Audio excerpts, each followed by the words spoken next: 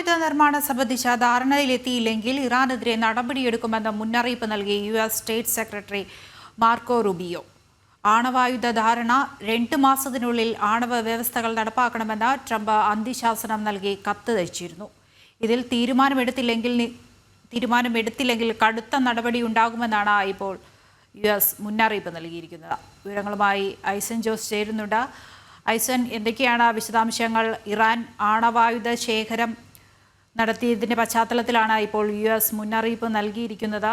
ഇതിൽ ഇറാന്റെ ഭാഗത്ത് നിന്ന് എന്തെങ്കിലും മറുപടി ലഭ്യമായിട്ടുണ്ടോ?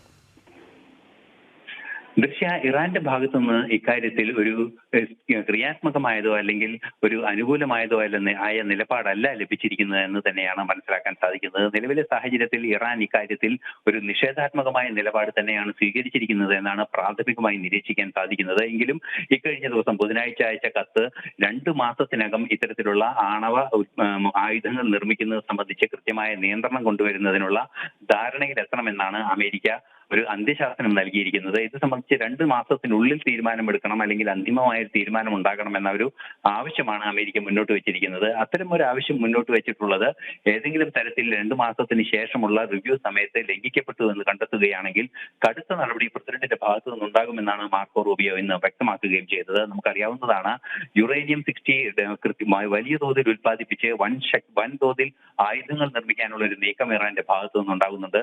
നമുക്ക് നേരത്തെ തന്നെ അറിയാവുന്നതാണ്, പശ്ചിമേഷ്യയിലെ ഹമാസിനും അതുപോലെ തന്നെ ഹൂതി വിമതർക്കും ഹിസ്ബുള്ളയ്ക്കും എല്ലാം തന്നെ ആയുധങ്ങളും അതിന് പിന്തുണ നൽകുന്നതുമായ ഒരു രാഷ്ട്രമാണ് ഇറാൻ. അതുകൊണ്ട് തന്നെ അവരുടെ ഭീകരപ്രവർത്തനങ്ങൾക്ക് പിന്തുണ നൽകുന്ന ഒരു രാഷ്ട്രത്തിന്റെ കൈവശം ആണവായുധങ്ങൾ വഴി വരെ എത്തിപ്പെടുന്ന ഒരു സാഹചര്യം ഉണ്ടായാൽ അതീവ ഗുരുതരമായ പ്രശ്നങ്ങൾ ഉണ്ടാകുമെന്ന ഒരു വിലയിരുത്തലിന്റെ അടിസ്ഥാനത്തിലാണ് കണിശമായ നീക്കങ്ങൾ അമേരിക്കയുടെ ഭാഗത്തു നിന്നുണ്ടായത്. എന്നാൽ ഇത് സംബന്ധിച്ച് ക്രിയാത്മകമായ ഒരു പ്രതികരണം ഇറാന്റെ ഭാഗത്തു നിന്നുണ്ടായിട്ടില്ല എന്നത് അതീവ ഗൗരവതരമായ ഒരു വിഷയമായി തന്നെ ഇന്നും തുടരുകയാണ്. നേരത്തെ തന്നെ പലതവണ, അതായത് 2015 മുതൽ വളരെ കൃത്യമായ നിയന്ത്രണം ആണവ ആയുധ ശേഷി ഇറാൻ ആർജിക്കുന്നതിനെതിരെ അമേരിക്കയുടെ ഭാഗത്തു നിന്നും അതുപോലെ തന്നെ ലോക രാഷ്ട്രങ്ങളുടെ ഭാഗത്തു നിന്നും ഉണ്ടായിരുന്നു. അത്തരത്തിലുള്ള ആണവ ശക്തിയായി മാറുന്നത് തടയാനുള്ള കൃത്യമായ നീക്കങ്ങൾ തന്നെയാണ് നടന്നുകൊണ്ടിരുന്നത്.